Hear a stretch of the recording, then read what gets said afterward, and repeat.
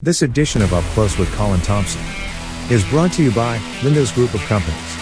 Why go anywhere else?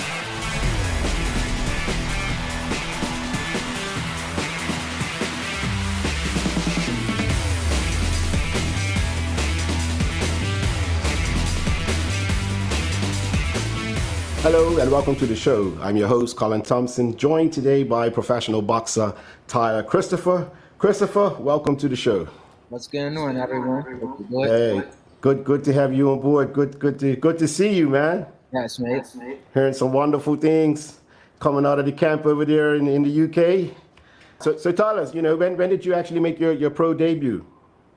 I made my debut October 9th last year, 2021, at the H Suite out in Edgbest in Birmingham. I fought a guy named Josh Hodgins, won comfortably. He brought it to me, but I dealt with the pressure. I ended up even knocking him out the ring. Yeah, that was an extraordinary debut you made there. That your opponent, you knocked him clean out of the ring. I don't think I've ever seen that before.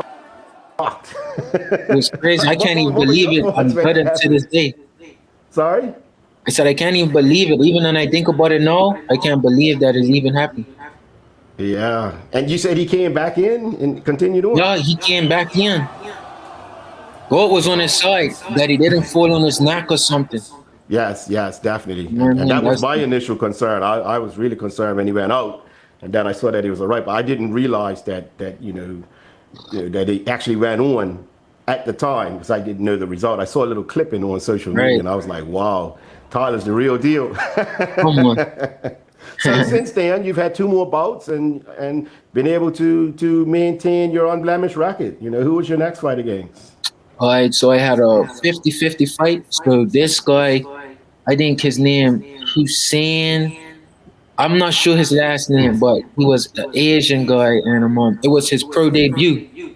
We guys ended up getting stuck together because both of our opponents had pulled out at the last minute. So it was either fight each other or don't have a fight. So my manager had told me, it was like, you could win this fight. I know your ability. You're a good boxer. I'm a better boxer than him.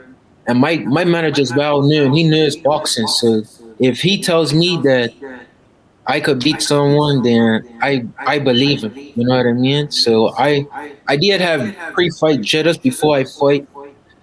And it's like, I always have them, but it was like when I was if I'm fighting someone who's undefeated, never about to come, he's never lost, he's about to bring it to me. It was like a lot of anxiety for me, But I got through it. I outboxed him.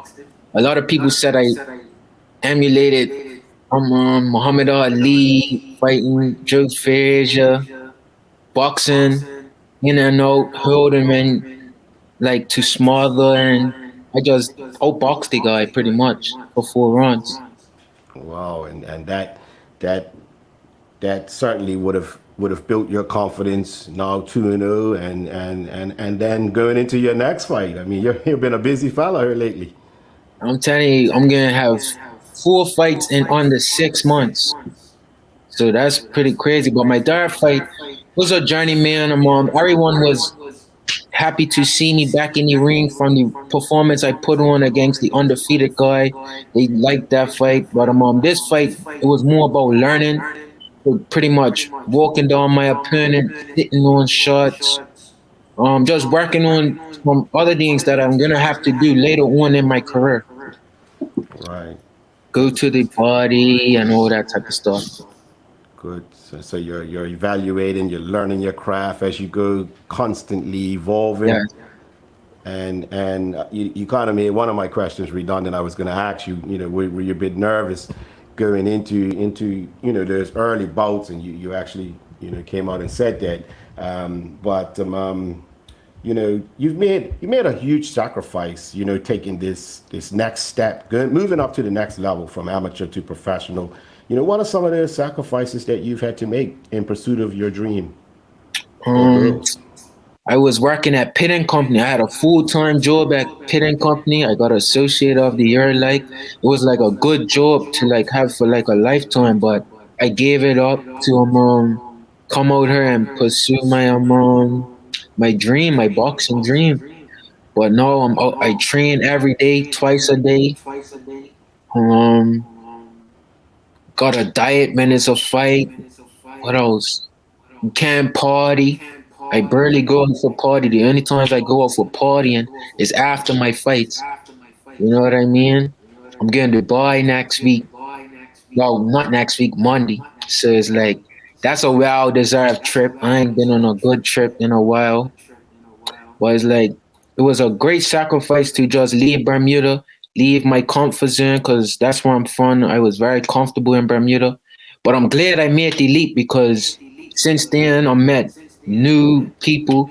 I'm sparred with great boxers. And it's like I'm living my dream. I don't think I would be able to do what I'm doing in Bermuda. And getting out of your comfort zone, making those sacrifices.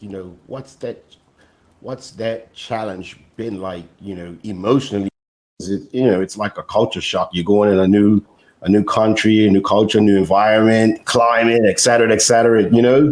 What was it like emotionally leaving behind family, friends, and basically starting all over? To be honest, it's not that bad. It's like a breath of fresh air. You know what I mean?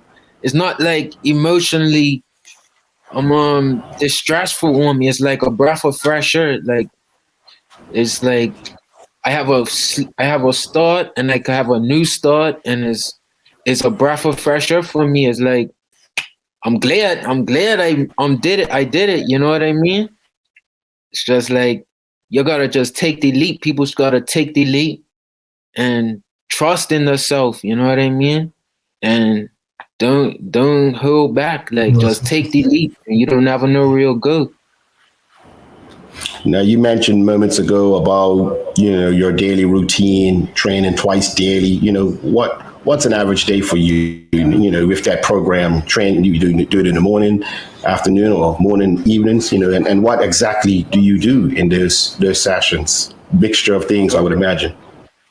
So I'll give you like my Monday schedule. Monday, I'll go to the gym in the about 1 o'clock in the afternoon. I have a one-on-one session with my head coach.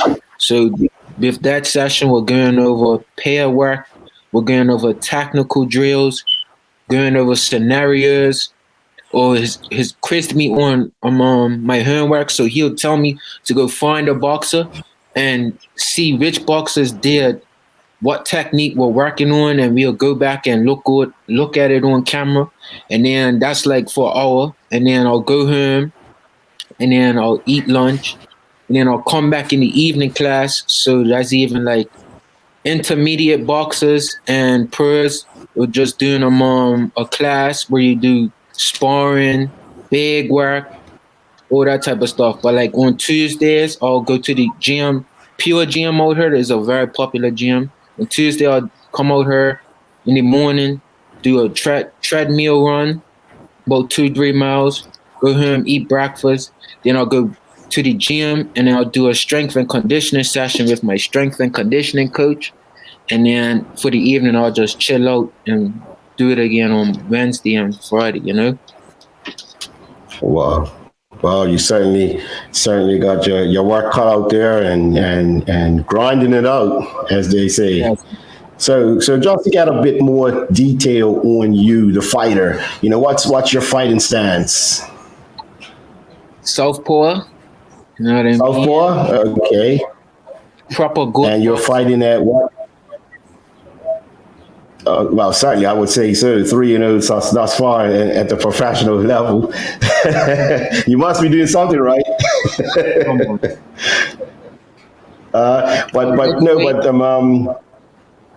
Sorry. You said what weight class, right? Yeah. What weight class are you fighting at? Welterweight. So that's 147 pounds. Mm-hmm. And when you compare your journey from amateur to professional, has it been a major jump for you? The pro level, the gulf between the two levels. Has it been a huge step for you, or or I should say, a difficult transition for you, or has it been, pretty smooth? It's been, I could honestly say the pandemic's helped a lot, because probably if it wasn't for the pandemic, it would be a lot more difficult just having came over her and then going into the professional fighting. Like that whole 2 years of the pandemic, me and my coach was in the gym, you know what I mean? 3 days a week, going over technical abilities and sparring guys. And it was like, that's how I'm being able to be so good and composed, and I look like a well-seasoned pro, because those 2 years we've been training nonstop. Like my gym's been open throughout the whole pandemic. He hasn't closed. So it's like the transition is like, if, like I said, if I had just came from Bermuda and straight out her into the pro atmosphere, then it would have been more difficult. But being that we was on that 2 year lockdown, that time has helped me to grow as a boxer. And it's actually that amateur experience that I'm here has helped me with my professional career, dealing with guys that are more like try to hit you hard. They're not really got skill, but because I have that amateur background, I know how to maneuver around the ring. I know how to use the ring, and that's helped me in my professional career. And as an amateur, what was your record as an amateur? I won 9 and I lost 3. Okay. Pretty impressive. And now you're in Birmingham, as you mentioned earlier. What camp are you fighting out of? What gym? Who's your trainer? Introduce us, to your new team over there in the UK. All right. So I go to a gym out in Birmingham, Sturchley. It's called DNA Boxing School of Excellence. The head trainer, Anthony Ho. Strength and conditioning coach, Vincent Guy. My manager's John Pegg. And we're on the road. We got a fight April 23rd. Everybody tune in. You know what I mean? The promoter likes what he sees. I want to give a shout out to all the Bermudians out here in England. They've been coming and supporting. My ticket sales are growing, so that makes the promoter want to put me on more shows, and that just helps my career just blossom. That's why the fight turnaround has been so quick, because if I could sell tickets, the promoter's going to be like, all right, this guy could sell tickets. He's a good boxer. More people want to see him each and every time. We could work with them. You know what I mean? Yeah, that's good. That's good to see. This onion is packing. This onion packs a powerful punch. So now, on the back of this success, this flying start you've made to the pro ranks, there's talk of you potentially having a shot at a title in a not too distant future. Am I correct? That's correct, mate. That's correct. That certainly sounds. You must be inspired. That must be inspiring to know that your hard work is paying off, and you're now creating these sort of opportunities for yourself. Yup, my manager said that he sees the talent that I have. He sees like who has the belt now. Actually, the belt's vacant right now, but 2 guys that are fighting for it. He feels like I could beat both of them. So if any of them was to win, I could beat both of them. He's very confident about that. I'm just taking it at each fight as it comes. You know what I mean? I'm not in a rush, but I know that I could hit the British level domestically as a top welterweight. I know that for sure. And what is this vacant belt that you've referred to? What is it called? It's the Midlands area belt, welterweight belt. So it's like anyone that's within the West Midlands area of the UK. So that's Birmingham, Coventry, Ransbury, Walsall, Wolverhampton. The western part of the UK, they got like a belt. And once you get that belt, that says you're the champion of the West Midlands in that weight class. And then that puts you on a higher ranking for the welterweight in the whole Britain. So if you have that Wow. belt, that puts you like in the top 20 welterweights of Britain. Now, you're not the only Bermudian out there that's in on the boxing scene. I understand there's others who's out there, you know, take embarking on this same journey that you have. Levince, yeah, Levince is out here. I told Levince he's got to hurry up, get his professional license, get his medical, cause you know him, his up there in age. So I told him he needs to get that professional license fast track because Levince is good. I don't know how he does it at that age. I don't know how he's fit and could keep up at the age he is. But I told him he needs to fast track and get the ball rolling. You know what I mean?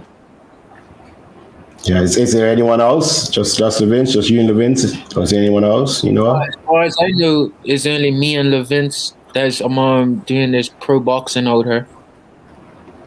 Okay. Do you guys interact out there? You bump into each other, or is he in a different jurisdiction? He's up in Manchester somewhere, but he came to my dad fight. He came all the way to Birmingham to my dad fight to support me. So I told him I want to get his professional career rolling, so I could go up to Manchester and support him, and he has his fights. Wow, that must have felt special, you know, for him to come and support you. You know, that must have felt good. Yes, I knew Tudor for a long time. We was doing controversy sparring. I used to give him sparring when I was doing controversy. So me and Tudor know each other. It wasn't like we just got friends. I've been knowing Tudor for a very long time. Yeah, and like yourself, he's an extraordinary athlete, multi-talented, football, I think he dabbled in a little cricket and athletics. Yes. Yeah. Well, we know the pedigree. I know his parents and his uncle went to school with his uncle and his mom, so I know the pedigree. But tell me, what keeps you going, man? Obviously, there are days, when things are not going smoothly against the grain. What is it that keeps you inspired, keeps you focused, on your goals? I would say the people that doubt me. So, everyone that's ever doubted me and said that you're gonna end up Westgate, you're gonna be dead, you wanna be on the streets, da da da da.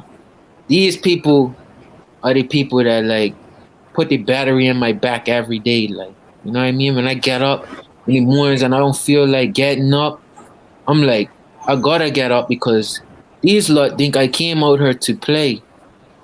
Like, you know what I mean? Everyone thinks that I just came out here to just play around. No, I came out here to make a name for myself. You know what I mean? And I have a lot of people that don't want to see me do good. So I use the hate as motivation. You know what I mean? That's truly inspiring, and I admire that quality. I've heard you say it a number of times now, in this conversation, how you've used in adversity, to your advantage, you know what I mean? Yeah. A negative turning it into positive. And for those out here, that are watching, certainly, they can draw from that, so credit to you, role model. Thank you. Come on. And every time you get in that ring, you know what I mean? You're from Bermuda. Do you feel that you're representing just much more, than yourself, but also your country? Putting Bermuda boxing on the map. Do you feel that? I do feel the pressure on my back, but I do well with it. I feel like in my dad fight, it's gotten to a point where I'm sucked all the nervousness in. It's like the nervousness don't even get to me no more. I just use it to just like put on a good performance, make sure I'm not getting hit caught with silly shots, make sure my jab strong. The nervousness doesn't bother me anymore. You know what I mean? And I just know that if I look good, I make Bermuda look good. So let's just keep looking good. And who would be some of the boxers in Bermuda that might have inspired you as a young man? Nikki, Nikki off the rip. Nikki, I remember when I went up Rigas for the first time. Nikki inspired me to like stick with boxing. You know what I mean? I was in the home and like one of the early in the college, and one of the activities they did for the boys was to go Rigas gym for boxing. And he was up there and I used to look up to him, you know what I mean? And then he had a background story similar to mine's, like, but I just like I gravitated towards him, and like I saw him stick with it and how it changed his life, and I just said, you know what, I could do the same thing, you know what I mean? And look, here I am in England, 3-0, going 4-0 next month, you know what I mean? You sound confident. That's amazing, and credit to that program. Do they still have that program, by the way? Whereby those young men get to experience that and how to broaden their horizons and experience new opportunities. I'm not sure if they Those sorts of still have programs. that program run up and running. But I just know I hope they do need to be in some type of combat sports. I feel like that helps. I feel like that helps with adolescents that are troubled, like, you know what I mean? Finding a sport that has discipline, because football really don't have discipline like that. You know what I mean? Like you could do anything and still play football, or with boxing, you have to have some type of mental discipline. You know what I mean? And I do feel like if if if the I think it was called YDC, if Department of Child and Family Services has a program, they need to implement boxing in it. You know what I mean? And you actually started boxing. I believe I read a piece in a story some time ago where you said you started because you was always getting fights. Yeah. I was getting in fights up in Cedar Bridge. I'm always been fighting, but it's like I got in serious fights when I was up in Cedar Bridge. And it was like, I said, I got in a fight and I lost. And I said, you know what? I'm going to go up boxing and learn how to fight. You know what I mean? So I already had the heart. I just needed to learn how to fight. You know what I mean? And then now boxing's ended up changed my life. It's helped me travel the world. I wouldn't have been able to go to countries without being a boxer for Bermuda. So it's really changed my life, you know? Wow. And just going back a bit, when you say, boxing, the the technique, the art, I should say, the art of boxing. Some people might think it's just getting in the ring and swinging, but it's much more to it than that, isn't it? Lots more. Even when I'm learning today, I'm still learning about different little tricks of the trade that even if I think I'm not a seasoned pro, but I think that I know what I'm doing. Is my coach is showing me new tricks to the trade, how to hold the guy behind his neck, all these how to manage time off the clock. There's so much aspects of boxing that you could never stop learning. And then there's gloves. I mean, just hurling those gloves up is a feat in itself because they're a bit heavier than they look. Yeah, it's all your Especially as conditioning. Repeat that. I'm saying they're much heavier than they appear on those gloves. And as the fight goes deeper, and you're exhausting, you're tiring a bit, they get heavier, don't they? Yes, you have to be conditioned. Yeah, definitely. So a lot of skipping as well. You skip. You got to have that footwork. Yep, skipping. I skip. I rarely go on the treadmill. So it's like probably twice out of the week I'll go on the treadmill and do about 2 or 3 miles. But other than that, I skip. I like to hit the bag more than anything. So I'll go about 8, 10 runs, hit the bag, or I'm paired with my coach, or I'm sparring. And what about, internationally, who might have, which boxers, catch your eye, you would like to emulate or inspired you, who are some of those out there that caught your eye? Um, Floyd Mayweather, Terrence Crawford, Tyson Fury, um, young guy Jaron Ennis is coming up. Erickson Lubin, Josh Taylor. Even though Josh Taylor had a controversy win, he's still one of my favorites. You know. And why? What is it? What is it that you admire about these guys' technique, style, etc.? I'll say from Floyd Mayweather, Tyson Fury, and Terrence Crawford, they all worked their way up. Like Tyson Fury had his struggles. Terrence Crawford came from a similar background from myself, was fighting in the streets, had a lot of heart, he even got shot once. You know what I mean? And it's like boxing helped change our lives, and it's like I think Terrence Crawford's ranked second in pound for pound, one of the best boxers, pound for pound.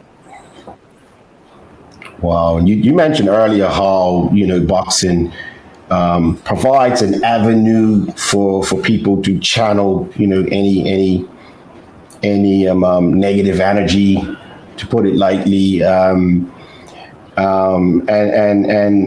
you can make something positive out of yourself. And when we look at the social climate in Bermuda right now, we know what's going on, and you sort of alluded to it, how boxing can help. Would you like to see more of our young men getting involved in the sport and going on and getting these opportunities such as yourself? Yeah, I do, but it's not that much avenues in Bermuda for guys to even get into boxing. You know what I mean? It's like 2-3 boxing gyms.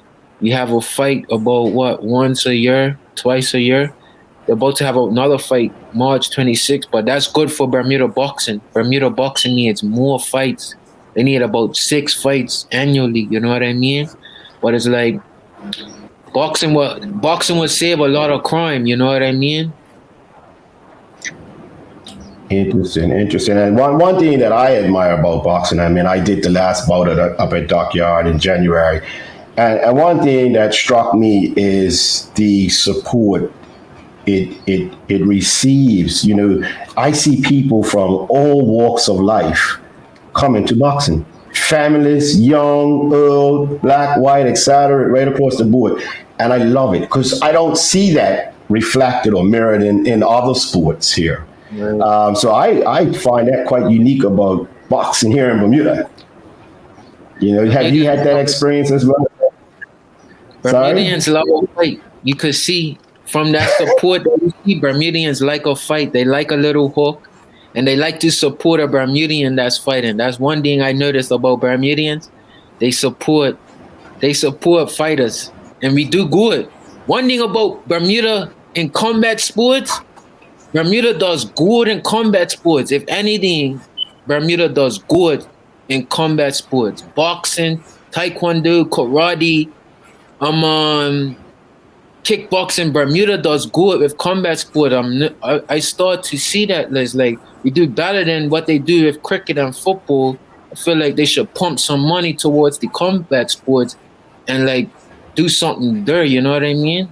We get more results in these areas.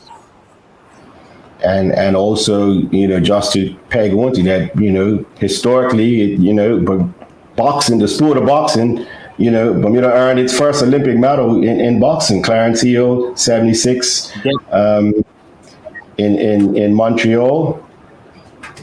Interesting. So, and I know that he's been campaigning for years for a boxing facility or academy, if you will, and maybe this is something that can still potentially come to fruition, and these our youngsters will get these opportunities and to groom and grow and go on to bigger and better things. So, hopefully, people like yourself and others, will help to inspire, these sort of things, and we can grow. The sport can grow, and Bermuda can grow by extension.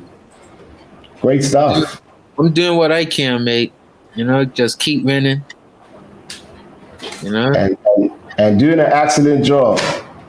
But I'm going to folks. We're going to be back in just a moment with more from professional boxer Tyler Christopher. Clay. All right. So you can call me. Just send me a quick list because you had like 30 minutes. Okay. I just had to go. I could have closed it just now. Yeah, great. But yeah. I did. I just saw your hand go up at first. Okay. Yeah, just going direct to. Just a quick close on these shout outs. Just come back and do some shout outs. Okay. All right. So yeah, we're gonna wrap it up. You think we got everything?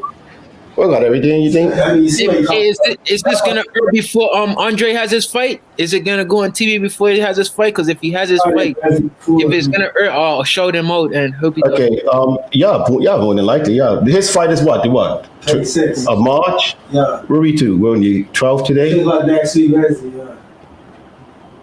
This week Wednesday. Next week Wednesday. Right. You're like two. Right. Yeah. We got it here before there. All right, yeah. Cool. Yeah. We could do that. All right, so we're just going to come back in, and then I'm going to close out. So I'll just ask you for a shout out.